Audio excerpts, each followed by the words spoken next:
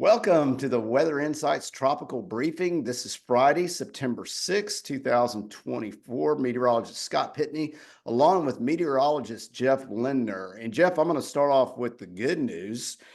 We are looking at low temperatures for Sunday morning for Southeast Texas, Louisiana, all the way over to Florida. Are my eyes working okay? Are those the 60s? Because it seems like it's been forever. I think May probably since the last time we've seen 60s. So Yeah.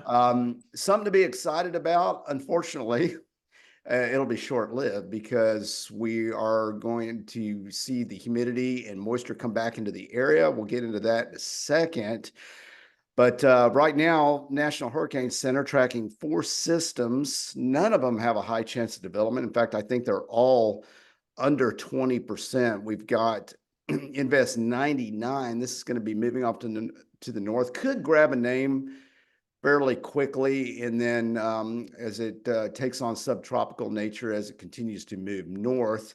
And then we have that little area that it seems like we've been talking about forever, right off of the Gulf of Mexico. This is Invest 90 with a low chance, 10% chance of development. Will certainly have an impact on our weather next week, and we'll get into that more here in a minute.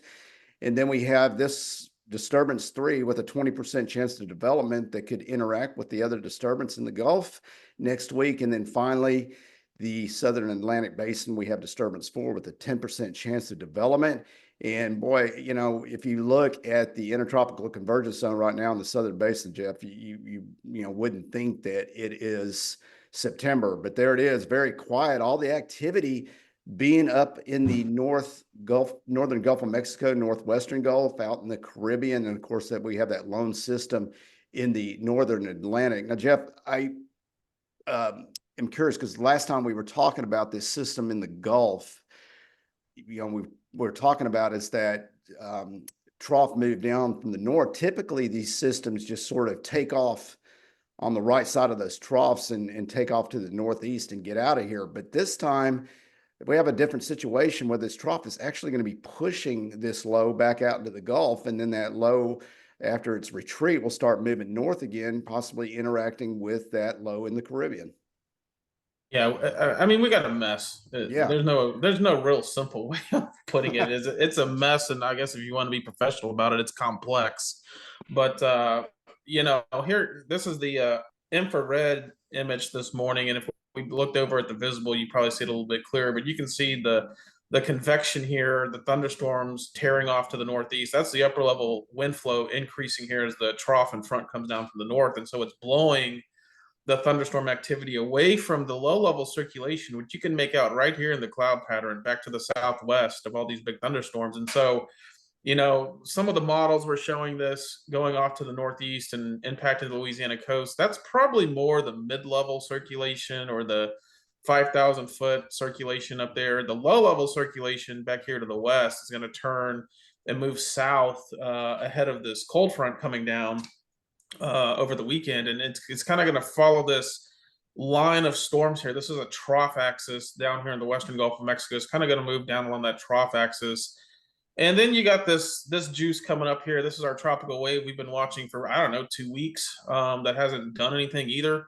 Yeah. And you can see it coming up to the Yucatan now. And this will get into the southern Gulf down here. And this is going to interact with the low to the, it's just going to be something to watch. I don't really think any of us have a good idea of what's going to really transpire out here in the western Gulf. We could put since this is an invest 90L, the models are run on it with a surface low in place, and you can see they're doing all kinds of fun stuff with it, moving to the south, and then it gets down here and festers, and then it turns back to the north.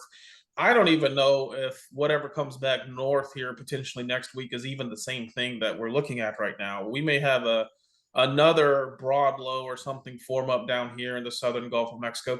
It could remain a trough axis. Development chances right now 20-ish% or so. I think the ensembles maybe a little bit more than that. We'll take a look at the GFS ensembles here, and you can see they're about as a mess as anything. So they come back to the south 72 hours, maybe somewhere's down here, and then it turns and comes back north. And the reason it turns and potentially comes back northward maybe around the middle of next week, as the frontal boundary, which comes in this weekend, begins to wash out and the high pressure shifts off to the east. And as the high pressure shifts off to the east, our winds turn back to the south and the steering flow realigns to the north. And so we'll Hmm. just have to see, do we get surface low, defined surface low down here? Do we get convection? Do we get something that develops?